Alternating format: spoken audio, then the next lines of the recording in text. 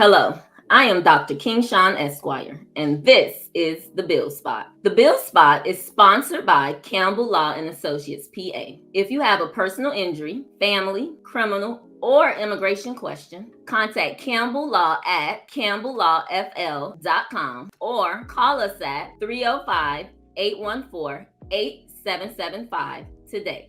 Valentine's Day is around the corner and love is in the air. But for some of us, the harmful fumes of a toxic relationship has killed all plans for romance. That's why the Bill Spot has invited licensed mental health counselor RJ Bird Cordova Jr. of Inspire Well Solutions to help us break down and break out of a toxic relationship. Inspire Well Solutions provides personalized mental health care via in-office or telehealth with a focus on Black and Brown men and boys seeking to learn how to heal and achieve physical, mental, and emotional wellness. RJ, welcome to the Bill Spot. Thank you for having me. Glad to be here.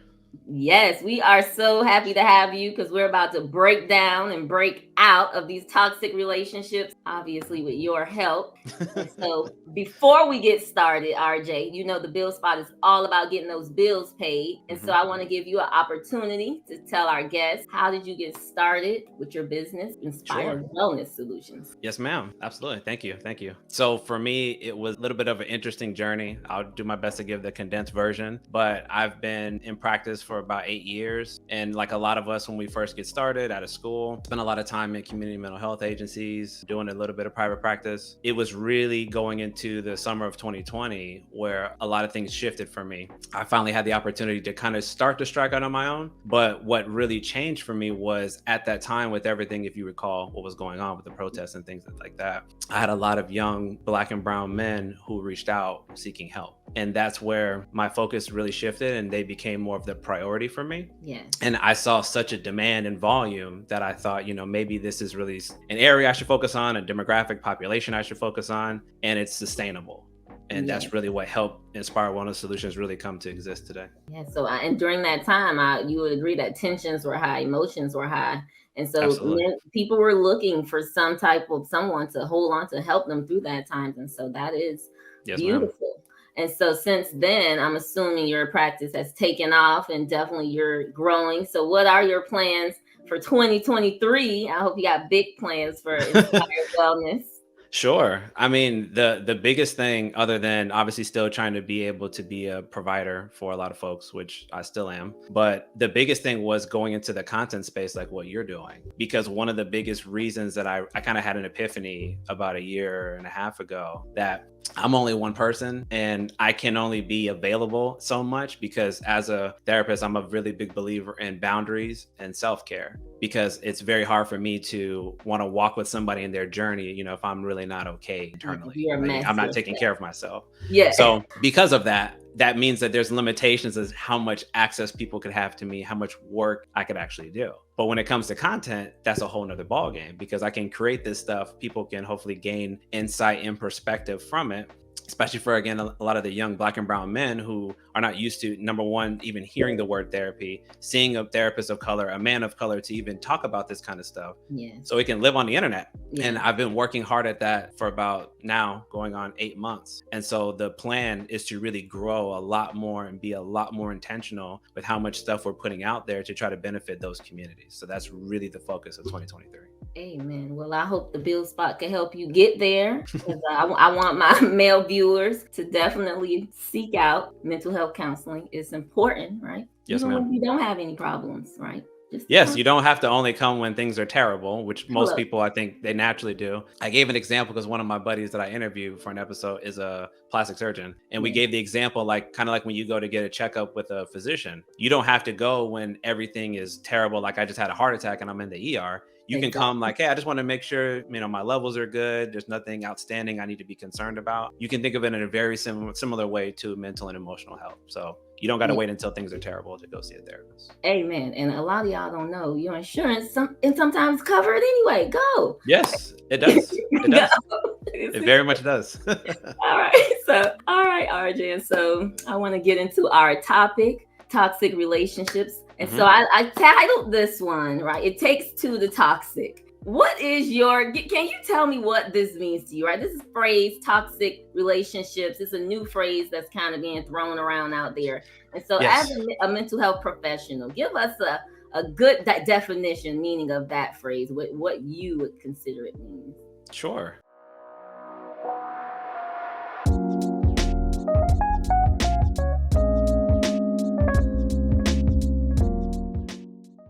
And yeah, I like that you prefaced it with the idea that it's a word and phrasing that people are using very frequently now, which Yes. I have my own reservations in general. Like we said before we started recording, I think it's important that anytime you're going to have a conversation with somebody, particularly a serious one, and one in depth enough, you need to understand and agree on what the definitions of words are. So that way we're operating in good faith for the discussion. So Yes. when people use the word toxic relationship, so relationship, I think we all kind of have an idea of what that is. I think most people, when they're using that phrase, they're referring to romantic relationships with somebody. I am not homosexual, so I can only speak to heterosexual relationships from my personal and professional lived experience. So on the toxic side, what I think is happening to a certain degree is a concern about pattern of male behavior. Some people put that under the purview of masculinity. Some people say that it is inherent things that men tend to do or behave in a certain way when they're interacting with women, trying to court them, dating them, want to be married to them, what have you. And as a result, it's making a lot of men feel a little bit apprehensive. There's a really big debate, what I see going on right now between men and women.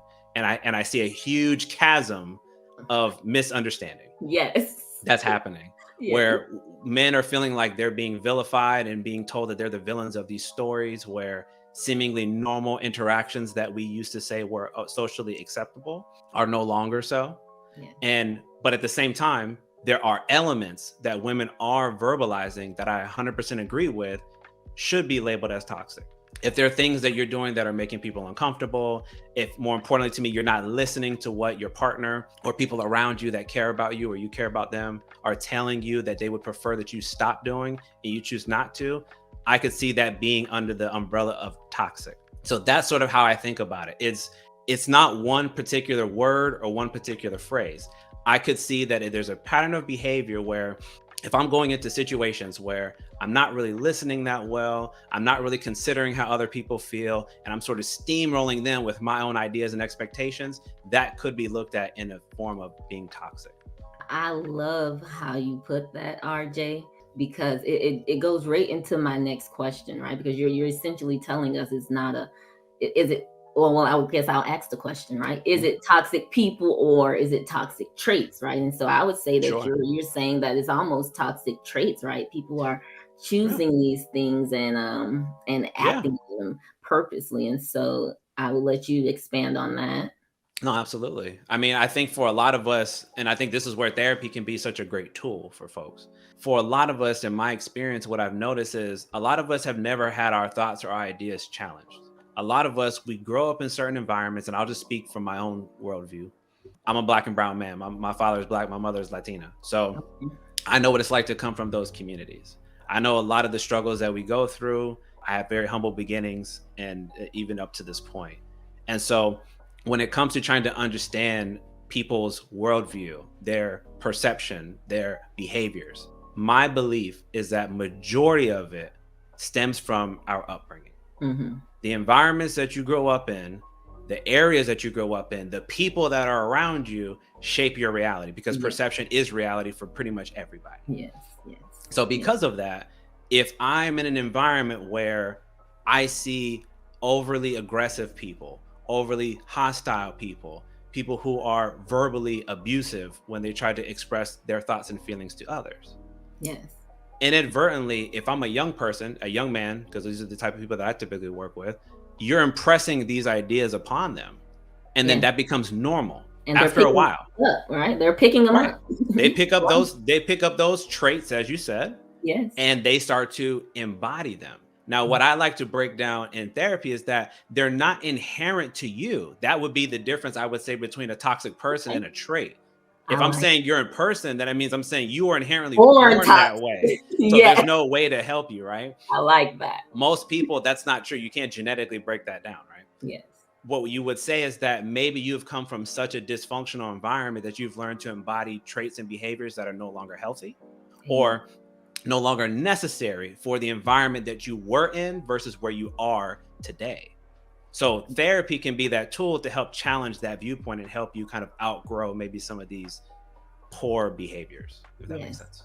Amen. And so going to that with those behaviors that we learn as childhood, I wanted to ask you also about this idea of trauma bonding, right? Another term that we've heard out there that is to me new Mhm. in the Black community. I don't hear many people talking about it, but I did want to Sure. bring it up and say, is this the same or similar as, or is of what is happening in these toxic relationships? The idea of trauma bonding. And can you explain Sure. what is trauma bonding?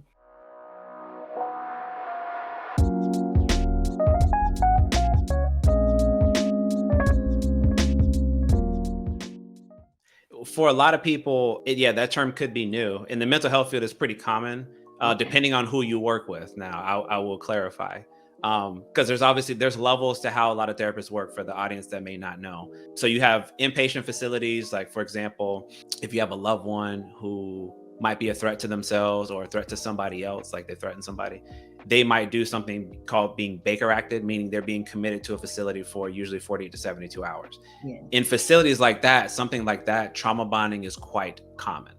The reason why is because you're being in a similar environment with a lot of people who are coming from with a multitude of issues from a lot of different backgrounds. Yes. And you can imagine, hopefully, it's a very disorienting experience, right? Like I'm being forced to be somewhere that I don't necessarily want to be, but it's because some stuff is going on in my mind, or maybe I'm making some decisions that are really risky.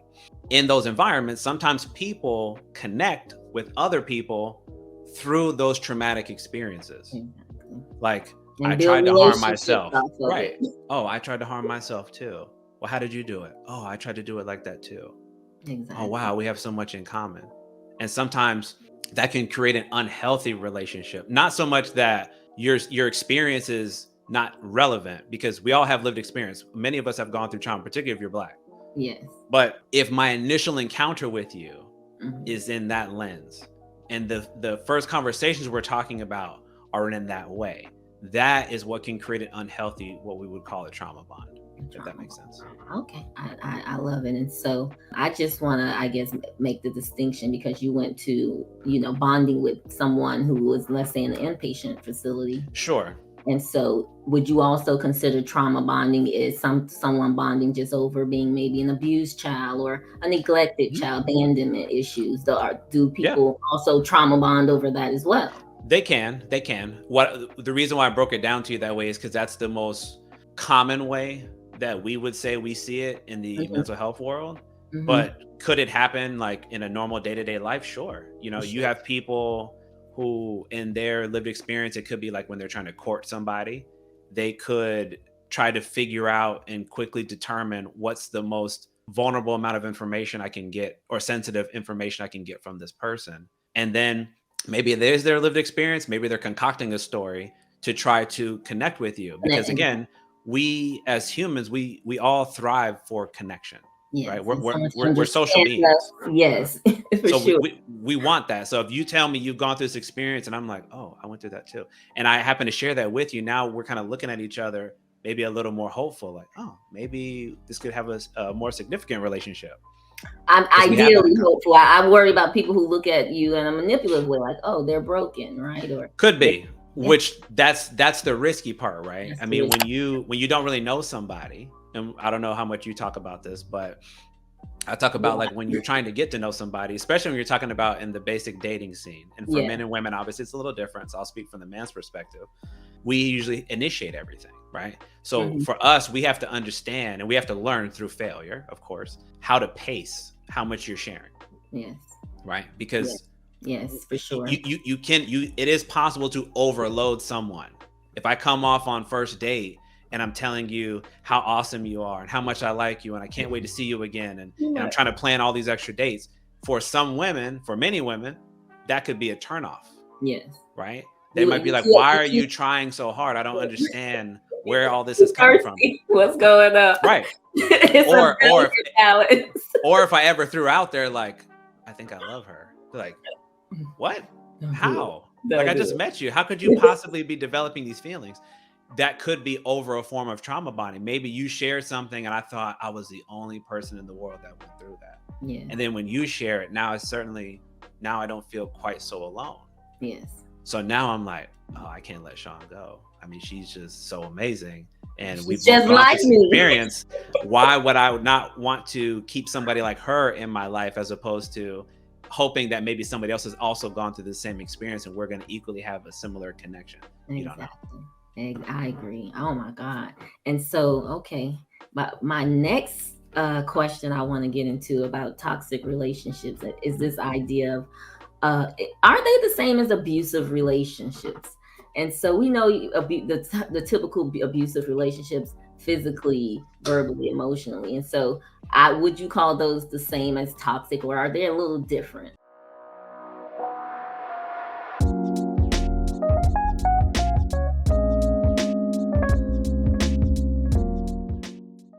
I would say there's some overlap for sure.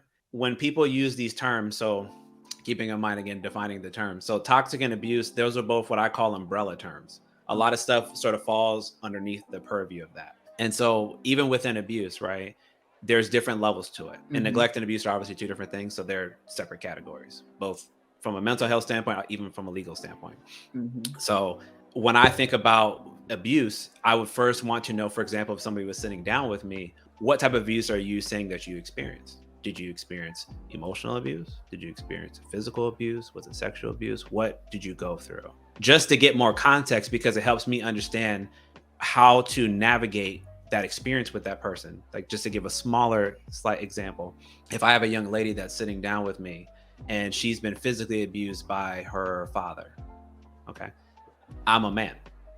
I have to now remember that because I could at some point end up triggering her into reminding and remembering those experiences with her father. Yes, just I doing. could become the avatar of her father, not because I did anything, but Wow. simply because I'm a man. Wow. So I have to be conscious of that with her in that particular case. Now, not to say that couldn't happen to a man too. There's plenty of young boys who've been physically abused or assaulted by For sure. their fathers or male partners or female partners and mothers. And so it's just little things that we have to think about when you're trying to engage with somebody. So abuse, there has to be a little more clarity. What type of abuse are you speaking to? And as we talked about with toxicity or toxic relationships, what are those traits or those characteristics about that person that makes them toxic? Exactly. Oh man, amazing. And so I guess even speaking from my own experience, looking back, I remember one relationship I was in, and I was going back over some old emails we were writing and to each other back and forth. And I would say, I mean, just looking back at them, they were verbally abusive, right? And I read them and I felt embarrassed. I mean, this was like the most, as I call it, the most poetic, vile, vindictive crap I had ever wrote about two people who claimed they love each other. And so, I looking back, I was like, wow, that was really abusive. And it seemed like we thrived off of it, right? And we needed it, and sometimes we would even laugh about it. It was very toxic, right? And so I'm throwing those things out there, and so I guess just asking you, what was that? I mean, I guess I was just like, oh man, this is bad. And No, I some. mean, that's a great example. And I appreciate you sharing or being willing to share that. A lot of us go through these types of experiences and it's hard for us to deconstruct why we chose to engage in it. So let me try to give you like a personal example and hopefully we can like go a little deeper into what you said. Mhm. Because this is something that I had to process in my own life. So hopefully it'll be relevant. One thing I had to learn very early on in my life, especially when I first started going through therapy as an adult, because I've gone throughout my life. I grew up in a very physically abusive household. My father used to beat me and my older sister a lot. Black man, very common in the Black community for most brothers and sisters I know. Yes. Corporal punishment is pretty common, but my dad was very much, he took it to the extreme. The next level. Yeah. And so because of that, I didn't recognize in my first relationship, my first significant relationship coming out of high school, going into college, it was significant. It was 4.5 years. Big deal. I was with somebody who was very reminiscent of my father in terms of at times the way she talked to me, the way that she would get physical with me at times. And it brought out sides of me, of course, that I didn't like either, because I felt like I needed to defend myself. And it just generally was not a healthy environment for us to be in. Yeah. But what I came to realize as I got older, how did that even happen? Because in my life, growing up with my father, I learned to equate abuse with love. Wow. Because my father would only tell me he loved me after he beat me really bad. Wow. And so it was at that point that I realized, oh, I thought those two kind of go together. So if this woman loves me, it's kind of okay that we get into these physical altercations. Wow. That's kind of normalized, right? Because that's Yeah. what my father did. And I That's had what you were nothing but used respect for him. So back to you.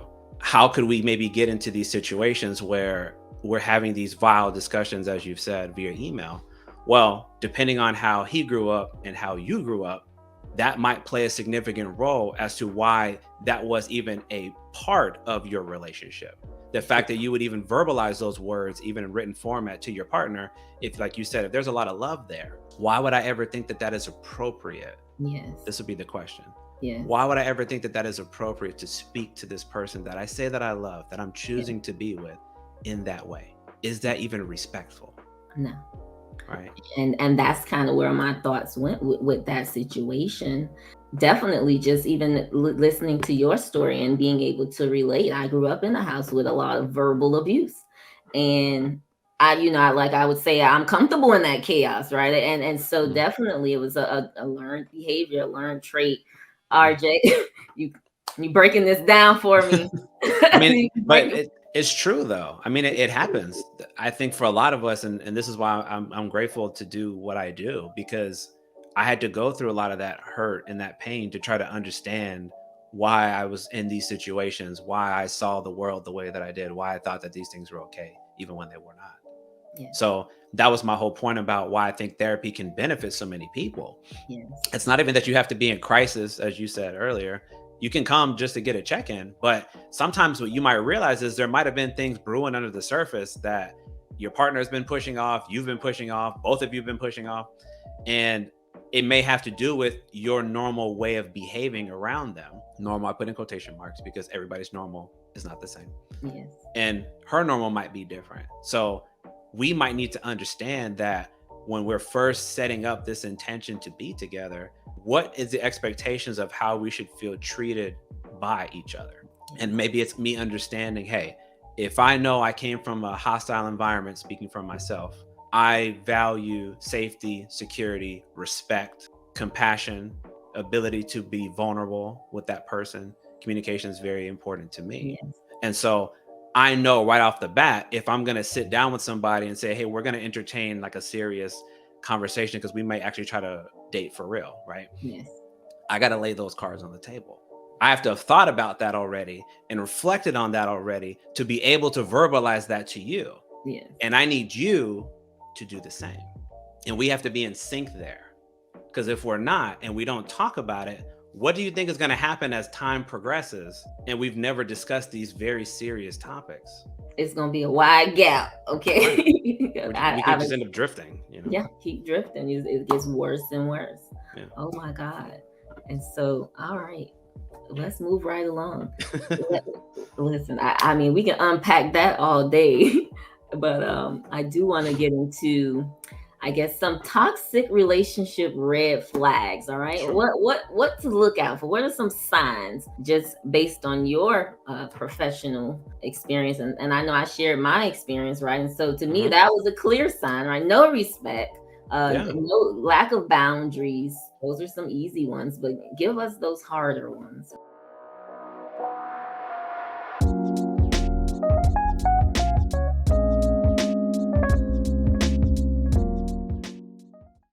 And I think one thing I think is important too, when we think about this, is the person who's saying them. So the way that men might perceive things are going to look a little different than the way a woman might, right? Okay. Let me try to give like an example. So for a woman, in most cases, you correct me if I'm wrong here, in many cases, the expectation is that when we have something that we're feeling, we're going to want to confront, we're going to want to talk about it and try to figure out, what's going on so we can try to resolve it. Is that fair for me to say? That is accurate for a woman. We do want to discuss our feelings. Yes. Okay. Which and again, we want to address ASAP. which I like that. by the Yeah. way. So part of this is understanding for most men, and this is a PSA for any women out there and men who may not want to admit this. Most of us have never been taught how to express ourselves. And so because of that, you got to understand that it's inherently frightening for many of us, or it's just a situation where we would much rather avoid. We would It's much rather uncomfortable. do anything else than actually have to engage and actually sit down and have that discussion with you. Yes. And I think for me, I've had those experiences and men look uncomfortable, Yeah. right? Totally uncomfortable, just or laughing when it's not a laughing matter, but I know it's Oh more of yeah. a nervous laugh, right? Oh Because they're yeah. just, There's a, not. there's a lot of discomfort, and so I like to put that on the table as like a starting point, because I want us to again understand each other. Where are we Yeah, coming from? If you have expectations up here but your partner's here, you're just going to get disappointed, man. hello. You need your expectations to be in alignment with where your partner is at today. Just like if you have a child, I do, you can't expect them to do things that they don't know how to do. If they've never been taught, if they've never been trained, you wouldn't scream at your kid, right? Or your subordinate at your job. Nobody's Yeah. trained them, so you wouldn't expect that of them. You got to look at Our, a lot of men in the same way. A lot of us have never been formally taught or even modeled that healthy behavior, myself included. I was not taught any of this stuff. I I had to learn all agree. this secondhand. Go ahead. I guess what my issue is when you say I'm almost 40 and I'm meeting grown men and you say I hope some other woman taught them this before they You got to me. you would And hope, right?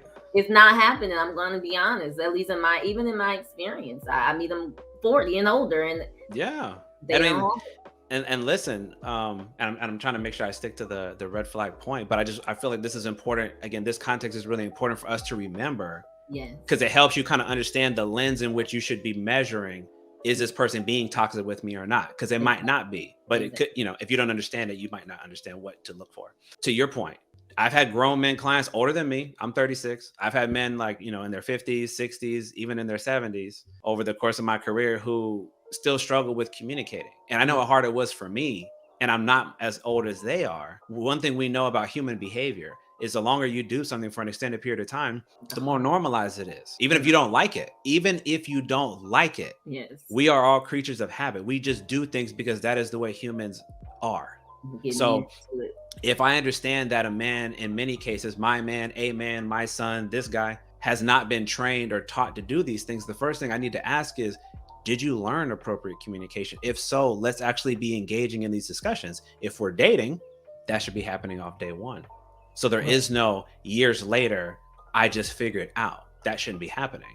That to me means you're not dating intentionally. You just you just were looking at something else. Maybe you got infatuated, and now you made all these other subsequent plans without really doing the work to make sure, is this person in alignment with who I am and what I want? Right. Definitely. I think what you're telling me is be easier on the men, Sean. And for my viewers, I want to say the same thing. You got to be a little bit more patient and a little Oh bit yeah. more right and a little bit more understanding. Yeah. That's the plea I hear from you for my black and brown men. No, seriously. It's a big one. It's the whole reason why I started making content, to talk to the men, because I know that it starts, especially as a father. Yes. It starts when they're young. I just told you that I didn't have that experience. Yes. I could easily be one of those guys. Yes. Me. If I didn't have other family members to provide certain levels of warmth and empathy and compassion to help me recognize that it was okay to feel, even though majority of the time I was being told it wasn't. Yes. That helped create some level of space to be comfortable, to trust that I can be honest with this person. Yes. But one thing I would ask you and your viewers, again, this is not we're not going to acknowledge red flags, because there's still men who do manipulate. So we're not going to say that they're mutually exclusive, because they're not. But this is one other point that I'd like to make, just to consider. If you're thinking about with your partner this journey that you want to take, and you're thinking about, how am I going to sort of measure what to look for in this person? If I know they have never really had any significant experience, and they haven't really had any significant practice through just basic conversations, that we're having right on the beginning, right? You'll have You that day one right. usually. You gotta make a conscious decision. Yes. If I know that I can't really deal with that right now, then don't continue to engage. Take that step back, right? Because it's okay for us as people, we need to grow. Yeah. We need to be challenged Yeah. so that we can evolve and be better for the future. That don't mean I gotta wait on you. No, you don't have to. But my point is, let's consider the full context, Yes. because then you may decide I don't want to give this person this chance because Exactly. That's what I they're not mean. as ready as I would need them to be, and that is absolutely okay to say. Yes. Yes. But I think for some of us, because we're kind of jumping into situations, we're not really thinking about all the different factors that really compose who that person is. Yes. And if we're avoiding those more difficult conversations, or you don't hear these type of stories like I'm trying to share with you right now, you might not know to look for that. And Yeah. I would be the first one telling you, hey, most men in the world, I'm not talking about in the United States, And not just do black not men know how to around. do this stuff. Yes, of all backgrounds, don't know how to do this stuff. And it's not because we're not emotional. It's not because we're broken. It's not because we run from these type of discussions. Again, if you've been asked to do something, keep this in mind. If you've been asked to do something, okay, by somebody that you've never learned how to do, you would run too. Yes, you would fail. RJ, I 100% agree with you. I don't know if you know, I was a hairstylist for 20 years. I've talked to many women in my chair about men and what they knew. And I already kind of advocated for them. I was always an advocate for, they don't know it. And so the way I would tell them is saying, who cares what he learned about the last woman, right? Who cares what his mama taught him? Tell him you're dating me. You got to learn me. It's just that simple. And yeah, and so I think it's right in alignment with what you're saying. And that's going to take time, right? That's going to take patience. Absolutely. Nobody's going to learn you overnight. You're going to have to communicate, right? And verbalize the things you need sexually, which a lot of women struggle with, emotionally, right? You're going to have to be able to have those tough conversations. And that's something I talk about on the Build Spot all the time. It's just having those tough conversations in the beginning, 100%. throughout the entire relationship, so you can learn each other. Because at the end of the day, you're just trying to live together. Hey, I'm trying to make a relationship work for us, right? Not for everyone else. And so, and the key word that you said, if we're thinking about the relationship, right, is you said us. So that means that I have to remember, and that's both sides. Yeah. That I have to remember that the world doesn't operate from my point of view. Hello. I have my personal bias. We all do. Yes. But if I'm going to be with you, I need to learn how you see things. I don't have to agree with everything that you say. My point is I need to understand. I need to try to understand. We need to communicate in detail so that I can understand why you do the things that you do and vice versa. Going back to your point about red flags. Yeah. Because then I can distinguish a lot easier. Is it a red flag or not? Because if I understand my guy has never really had this discussion, he's never been with somebody who's challenged him to actually learn, but more importantly, provided the space for him to be comfortable to want to open up. That's why he runs from these conversations, not because he's a runner. It's because nobody's giving him the space to do so. So that might help me reframe or recategorize a red flag. Exactly, because that could be the difference between, is he ignoring me, or is he just is he neglectful? Is he afraid? Exactly. And then you could break it down in different ways. If you were saying, like, for example, a big one to me on both sides is like invalidating somebody's point of view. That could be a toxic trait. Yes. But what I would say first to try to understand is, why do you feel the need to invalidate that person's point? Meaning, if we're in a relationship and you tell me, I don't like it when you say this to me, it comes across as being a bit disrespectful. And then I say to you, well, that's your problem. I'm not disrespecting you, so you need to get over it, right? That's invalidating you. So I'm not allowing you to feel what you feel. I'm telling you what you're feeling is wrong. Let me flip that on its head. That's what happens to a lot of men. Not that phrase. Yes. The actions. Yes. The actions are, it kind of comes off like a lot of people don't really care about how a lot of men feel. Ooh. So naturally, you can't be surprised then that men don't want to express how they feel if everybody's kind of giving them these impressions that they don't care. They want you to provide. They want you to be stable, right? They want you to be stoic in nature, meaning like a rock. They don't want you to be like, well, I did have a hard day and I'd like to talk about it, or I'm going through this thing in my life and I would like to share. A lot of people don't really want to give the space A lot of for men to mothers, do right? that. They raise their Right. sons and they tell them, don't cry, don't be soft. Absolutely. I, Oh I my make God. And I make videos about it. I have mothers who bring their sons to me. And I've listened to what some of these moms say. And then this is not me. I'm not trying to attack moms. So just to be clear. no, no, no. But I've had some clients who I had to challenge the mom. And I would ask them, why do you feel like that's okay to talk to him like that? They're like, well, my mom was hard on me and she said, toughen up and ain't nobody got time for your feelings and this and that. And I'm just like, hey, his life is better. Like I literally had a client. I told this story on one of my videos. I was like, she literally told me like he doesn't have a right to have these feelings because his life is way better than mine. I was like, ma'am, I've heard of you those. can't say that. He didn't live your life. He doesn't know what your life was compared to his. Even if you broke it down completely to him, he can't live it. Can't So understand. you're trying to pass on almost like this kind of generational trauma to him, Yeah. as if he should be appreciative. You should be grateful for where Right. he You need to at. be grateful and kind of shut the F up. Yeah. That's not okay. It's not You can't have that expectation of him. And again, that goes both ways. So the reason why I'm trying to break all this down is just to say, when we use these terms like toxic, I really want us to go in a little more detail. Yeah. What is it about that person that might be a red flag? Yeah. What is it about that person and their behavior or the way that they speak that might look that way? And is it something that we can actually address, or is that person actually trying to deceive you or manipulate you?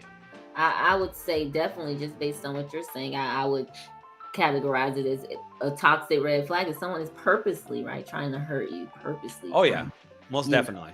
Versus Or gaslighting you, trying to make you, again, like invalidating, making you think things that are happening aren't happening, misrepresenting situations in your mind, trying to manipulate you. I don't want to believe that most people are doing that, but I certainly agree there are individuals who do that for their own reasons. Yes. That's absolutely behavior to look out for. But the reason why I tried to break down what a lot of men go through is because I don't want our female partners to be looking at us and thinking, well, that is inherently toxic because you don't want to engage in the conversation. What do you have to hide? Why are you so afraid? What are you running from? And I want us to be more curious and ask, why is it hard for you to want to share about these things?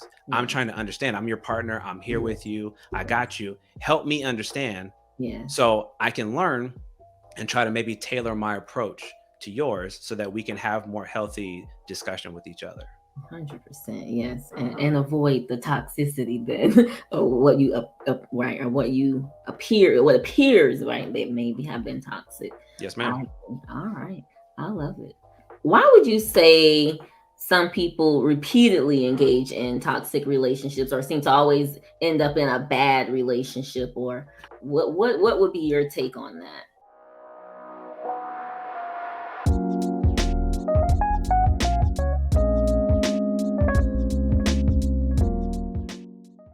Sure. Love that question. I'm a huge believer, and I know I've heard this thrown around before, but I do believe that there's some significant truth to it, that not just the people in terms of like your friends, but also your partners, they're a reflection of you. It's not so much that you have had bad partners and that represents all of the population of who you're interested in.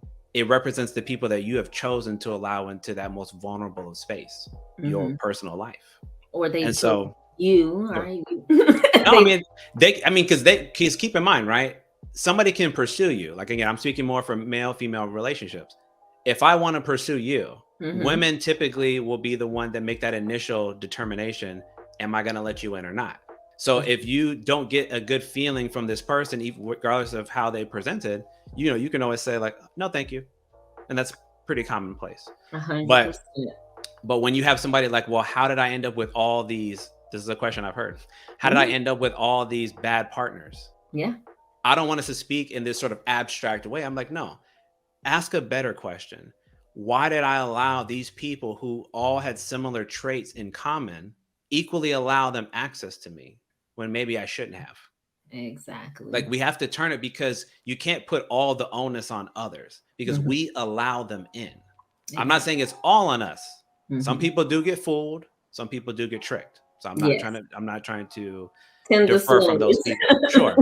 Yeah. But in a lot of cases, it's who we allow in our space. Mhm. So why am I engaging with people, for example, who don't want a serious relationship, don't want to build a family, don't have themselves financially stable? What I would say, if that was the question, Mhm. when you were intentionally trying to date them in the beginning, did you ask the questions about those concerns and determine if those things were actually already set up, or were you maybe blinded by your emotions and simply thought, I'll figure it out along as I go, Yes, which which I think a lot of us end up doing. a lot of us do. And Put it then on we the act back and then we burner. get surprised Yeah. because you're like, I thought you had this, well I don't. I thought you did this, well I I thought don't. yeah. And it's like, yeah, because you got to take more time and like really ask these pertinent questions, man. Like, who wants to have to keep starting and stopping all the time? So take your time and be more thoughtful when you're actually going to go out with somebody. Amen to that. Amen to that. Oh God. And so what about this idea of not, I guess for me, in getting in bad relationships, or I would say that I didn't know what a healthy relationship looked like. Right, I Point grew taken. up with a mom. My dad died when I was young, and so just not having that example, I think, is also Sure. another big issue when engaging in these type of relationships and allowing people to, violate your boundaries and things like that. Absolutely. And thank you for sharing that. I had actually the same experience. My mom passed away when I was 7. Oh And wow. so very similarly, one thing I actually I do want to mention this just because it's a really beautiful moment that happened recently. One of my two of my clients, one former, one current, just got engaged last Mhm. week. And the reason why I was so happy for them was because of all the different hardships that they had to go through in order to get to that point. There was a Mhm. lot of intentional communication that happened because we actually rehearsed a lot of it in therapy. Wow. You help But rehearse too what they have to say? yeah, yeah, I love because you it. need to have these conversations, and I know, like we talked about, sometimes they're very uncomfortable. Yes. But the reason why I'm bringing them up is because one of the things I told the young lady, she's my main client, I want you to start surrounding yourself with people who have the type of relationship that you want. So, for Amen. example, she wanted to be married. So I said, you should start putting yourself around married women and start asking them questions. Yes. What do you do? How do you handle these type of situations? And really try to absorb and soak up a lot of the different feedback and wisdom from their experience, both good Yes. and bad, Yes. that they can provide to you, because that's how you're going to learn. Particularly like if you're you and me, if you didn't have that experience growing up, for most people, we got to kind of see it to believe it. Yes. You got to see that example and say, oh, it was my mom and dad. For me, one of them is one of my best friend's parents. Yes. They're a textbook example for me. So I have an idea of what a healthy relationship should look like. Yes. We have to create that. Unfortunately, if you don't get to have that experience in your life, and obviously that's not your choice, it certainly wasn't my choice, you have to be intentional about finding somebody or couple who can be that for you.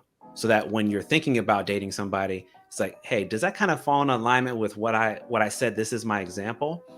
Because if it doesn't, again, it's a little more quicker to say, I don't really want to entertain that because I don't think you're going to be able to fall into place the way I'm really looking for. Exactly. I love RJ how you're really telling us to slow down, right? In these relationships. Ask more Yeah. questions and get to know these. Lots of questions. Lots of And it's questions. hard in 2023 to slow down. Everything is moving so fast, right? And Yeah. so we That's get the in hard these part. relationships, and sometimes even, right, these relationships, these toxic relationships, they can be a distraction, right? That Oh chaos. yeah. And we stay in it because it is a distraction, right? And the Oh whole yeah. relationship. And so another thing I read about just people getting in these bad relationships and staying in them, right, is they Mhm. feel like they are unworthy of love or a better type of relationship, That's a right? big And these one.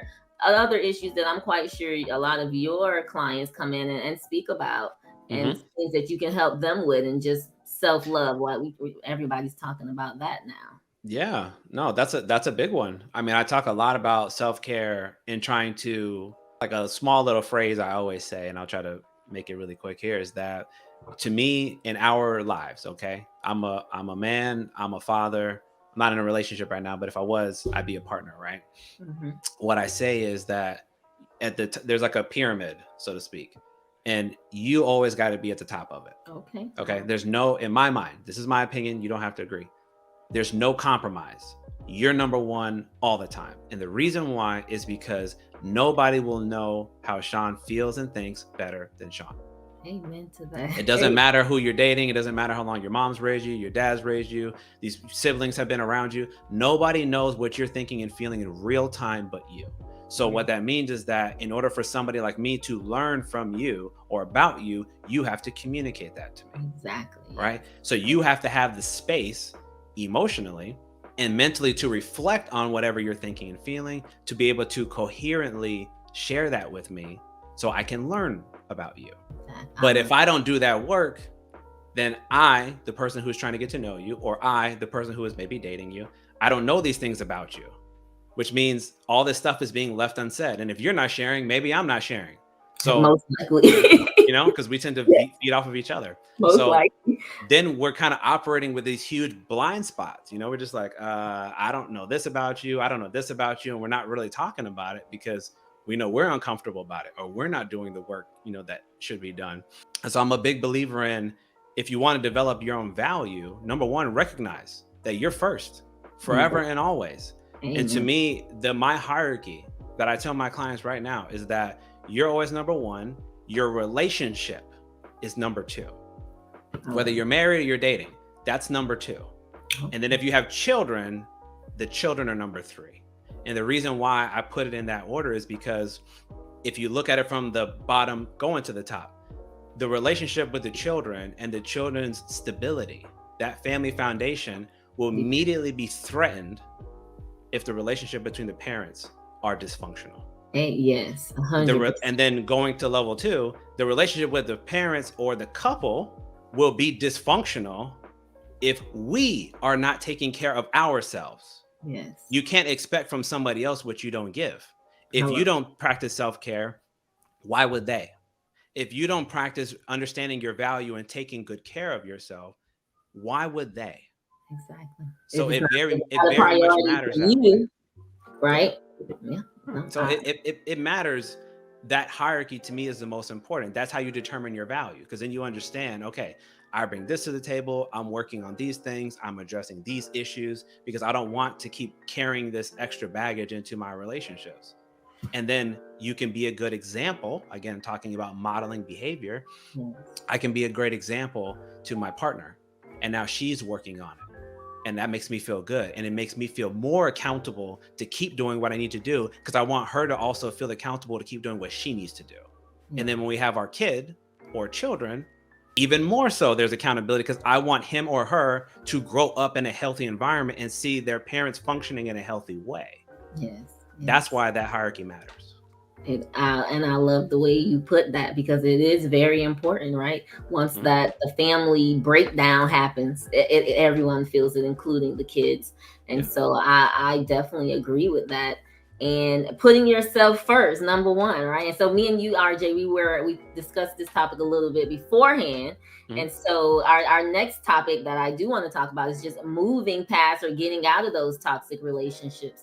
And so I know the first thing you told me, was number one, right? Knowing your value, knowing your worth, and putting yourself first. So that was a great segue into, right, being able to not only recognize these relationships, but then, okay, how do I get out of this? How do I change my mind frame about what this relationship is bringing to my life? And so I want to go ahead and give you the floor on that and getting out of these toxic relationships, right?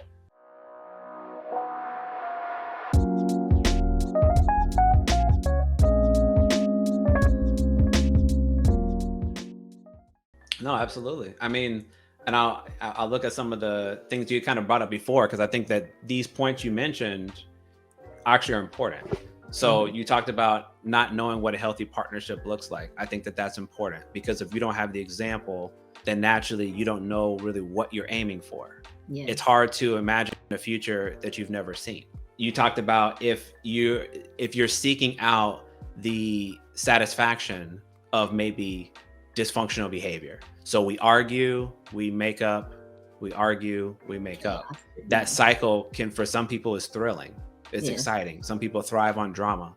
And obviously I don't support that, because what I talk about in my personal life and in my therapeutic work is sustainability. Yes. We don't talk about anything that you can't do for the rest of your life. There's a lot of things that you can suggest that are temporary. But what I'm talking about is things that you need to be able to do and willing to do for the rest of your life if you want these relationships to work, or if you Sure. want to take better care of yourself for your lifetime. You mentioned focusing on chaos of whatever the situation may be and getting distracted by them. Well, if I don't want to deal with my stuff, then a great thing to do is then find a way to be distracted so I don't actually deal with my stuff. Yes. So people do that. So you have to be willing to address those issues so that you're no longer being distracted by them. Maybe the partner is a distraction. And I need to go do my own therapeutic work to understand that maybe this is not the healthiest relationship. Or before I walk away, perhaps I should talk with this person, express how I'm feeling, see how they respond. Because if you share with them, they might listen, they might change their behavior, or they may not. And if they choose not to, then that may be your reason to exit that relationship. And then if you're talking about maybe you feel unworthy, that's where we talked about understanding that you are the priority. So understanding maybe where that came from, learning about that. What does love mean to me? Why do I think that it's supposed to be this way? How should it be demonstrated between me to my partner and vice versa? Because maybe the answer is I didn't see it again when I was growing up. My definition of love, as I told you and the audience, is that it was equated with abuse, physical abuse. Exactly. And so it allowed me to be in a relationship where those things were present because I thought that they equaled each other like a math equation. But that was not true. That was unhealthy, but that's what was modeled to me. So everybody's normal looks different. So you got to understand, what does love even mean to you? What was your examples like that growing up? Because maybe you have to completely rewire your definition of what that means. And then when you get a healthy definition of what that means, you might recognize, I'm not getting that need met with my partner. And again, I believe in communicating those things to that person and allowing them to respond. So you don't assume what they mean. You got to let people speak for themselves. But if their behavior demonstrates that they're not willing to change, that may be another point where you decide you need to go. You need to exit, yes. And so, RJ, all these things that we're talking about, right? Not knowing what a healthy partnership looks like, focusing on the distraction, and the chaos, thriving in the chaos, not believing you're unworthy of love. These are all things that people can come to you and break down, which I love. That's why I love mental health counseling. You come and sit with him and he will help you break down these things. And that's why I love therapy. I've definitely been to a mental health counselor throughout my life at different times in my life. And I loved it because other than that, if I don't go there, it's all in my head, right? Correct. It's all, and I'm my own judge, I'm my own critic, and it's the worst place I can be in. So just listening to you, I was like, wow, these are all the things. This is your purpose, RJ. So I wanted to make that point. This is why you contact Inspire Wellness Solutions, because you need someone to help you work through that, but not only someone, your friends or your family, a professional really to help you break down these things and let you be a little bit more vulnerable and that, and honest. And that's what I love about going to therapy. And so, RJ, with this moving past the toxic relationship, I have one more question. Sure. And I guess what I always struggle with in relationships is, do I go through that process with the person, or do I break off with them, right? Do I say, you know what, I need to go and find myself and go through some therapy. Let's take a break. Or do I say, you know what, we're learning on the job. Let's figure this out. Let's go to therapy together, right? And we'll try to figure it out together. And I think for me, that has always been a struggle to determine what's the best way to move past these bad relationships, right? Yeah, no, absolutely. Beautiful question.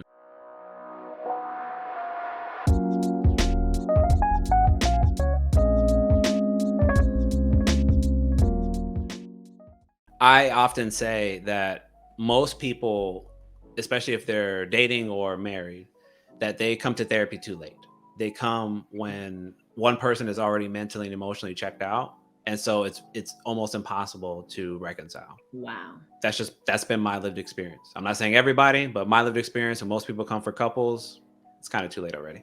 So I like to encourage people to come sooner, number one. And number two, when you think about couples, I don't even like to take couples like right off the bat. I like to get them individually. usually whoever reached out first. And the reason why is because sometimes when you get two people to sit down next to each other, they're not fully being honest, and they're used to being maybe somewhat dishonest or just hiding things from each other. Yes. Maybe due to discomfort, maybe they're worried about being ashamed or some, or just more combative. I've had a right. That could happen too. Very more because we have an audience now, right? And it could be like, oh well, he's gonna referee us. Like, no, Yes. I mean, I'm here to intervene, but it's more about trying to mediate. We're trying to understand what's going on here. Yes. And so I usually recommend that, come sooner, so that way we can really start to understand, like, why did you reach out? What is going on? What are you guys having any issues with right now? And then when you talk about like sort of when should I make the determination, should we stay or should we go? Well, I'm a huge believer in a lot of times we quit too early, and we prematurely quit, meaning we don't actually articulate what the things are that are bothering us to allow that person to respond either verbally or with their actions. And so to me, that is the difference between should I stay or should I go? Because if we're in a relationship and you have been disrespectful to me for the vast majority of our relationship, and I sit down and I say, Sean, I'm tired of this. Listen, over the course of our relationship, it wasn't always like this, but I've noticed over the years, it's been harder and harder for me to want to sit with you, to listen to you, because I feel like so many times you belittle me, you shame me, you make me feel bad about myself, you make me feel insignificant, and I don't like it. And I would really appreciate it if you'd stop, right? And I say those things, and then you proceed afterwards, you agree. Let's just say in this scenario, you agree. And then you proceed afterwards to go right back to where you were. It is at that point that I understand I gave the person the opportunity to make a change. I cannot change them because we don't control anybody but us. I cannot change them, but I gave them the opportunity to hear how I felt and what bothered me so that they could make the decision if they wanted to change or not based on what I shared. If they decide not to, then I should go. Yes. Or my words, toodaloo. Sure. Whatever works. Toodaloo. I gotta let you go. Oh my God. RJ, I love it. And so what you recommend really is early prevention, right? Yes. Be proactive. Be proactive, right? Be proactive in your relationships. But and I'm happy you answered this. But if you are in a relationship, right, still go by yourself. And I think that was great, just to get that out there, even for me. I mean, because when you're in those relationships, you're really at a crossroad where it's like, what do I focus on, me, or do I focus on this? Yeah, and it's a fair question to ask. I'll give you an extremely current example to further make that point. I have a current client who is pursuing a new person, or the person is pursuing them. They're trying to pursue a relationship with each other, and things are talking about pacing rather quickly based on my perception.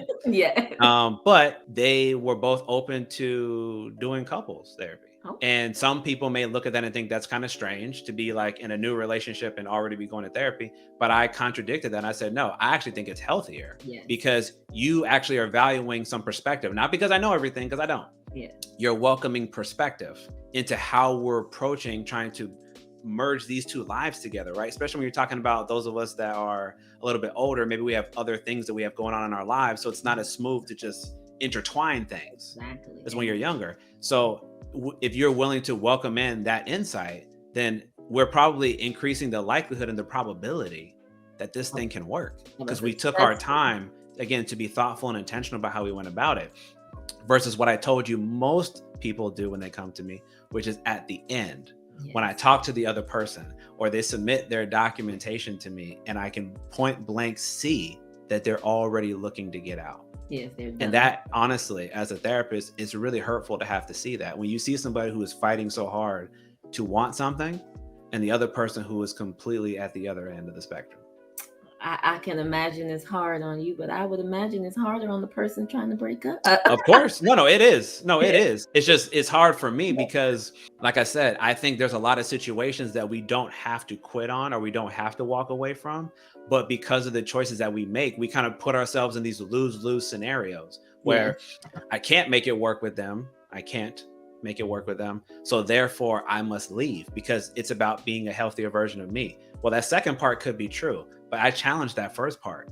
Did you really communicate to that person to make sure that your needs were being met? Did you help them understand, like we did in that scenario a moment ago, how the things that you say and what you do make me feel, that I give you that option and that opportunity to express all of those things. And then after I've taken that opportunity and I've shared with you how I felt and you made decisions, if you're not willing to make those changes, then I should walk away because we did everything that we can do. But I find that often we don't do that. We take everything but that step. And we're like, he's going to say this, she's going to say that, so I'm out. Yeah. And I'm like, and nothing's you resolved. didn't do the best that you could. And I'm not even, it's not because, I just want to make this one last point. It's not about that one particular partner, that one particular relationship. As I said earlier, we are creatures of habit. What do you think you're going to do in the next relationship? When you think you see hardship again, you're likely going to run if you ran the last time. That's why you need to be challenged. That's why your thinking needs to evolve. Because if you don't change your behavior, you're doomed to repeat the same cycles. That is the problem. I agree. Oh God, I feel like I'm having a real therapy session here, RJ. You touching on some serious things in my life. It's too bad we're running out of time because I need a part 2 of It Takes Two to Toxic. Because I just want to say, if you're toxic and you know it, raise your hand. And this episode has definitely opened up a lot of conversations that I need to have with myself, my therapist, in my relationship. And I want to thank you, RJ, for coming and sharing this information on the Bill Spot. I hope that you are coming back for part 2 of It Takes Two to Toxic, where we can delve deeper in a lot of the other issues that you brought up as well. And so I want to welcome you back. And I also want to give you the floor and let you go ahead and say whatever you want to say to our listeners before I let you go. Sure. Thank you again for allowing me to be here. I'd love to follow up because I know, again, these are very complicated issues to understand. Not because we can't understand them, it's because of the amount of time it takes. And again, I commend you for making a platform to talk about these things. That's exactly why I did the same. Because I know that there's a lot of people, and I've learned there's a lot of people that don't know this stuff. They don't talk about these things. They don't even hear these points being presented in their daily life. And so that's a huge part of what like I said, I'm trying to do this year, is to engage with as many people as I can outside of just being in a therapeutic environment, because I can't impact as many people that way. And it's not about me, it's about the message. These concepts, these points, these viewpoints, they need to be challenged. Because a lot of people are making a lot of decisions in their lives, but they're not thinking about like the totality of what is actually happening. They're thinking about this one sliver of their perspective. And I'm hoping that through discussions like this, more people can have that insight, get that perspective, and hopefully consider making some changes, whether that is doing some inner work. I'm a big proponent of journaling because it helps with like reflecting, or seeking out a therapist if you are able to. But again, thank you for letting me be here. Again, thank you, RJ, for coming. And also, I wanted to piggyback on what you were saying. That is why I do the Bill Spot, is to educate my viewers and have those conversations that we are not having. And also, I'm an attorney, right? I believe in mental health counseling. I want to encourage I encourage my clients who are getting divorced, right? Have you tried marriage counseling? And so it's definitely right in alignment with the Bill Spot and what we're trying to do here, RJ. And so again, thank you for coming to the Bill Spot. We were definitely privileged to have you come on and talk to us today. No problem. Yes, thank you. And so for our viewers, I want to thank you guys for watching the Bill Spot. Always remember, no matter the situation, put some God on it. If you aim at nothing, you get nothing. And always think King thoughts. I am Dr. King Sean Esquire, and this is the Bill Spot.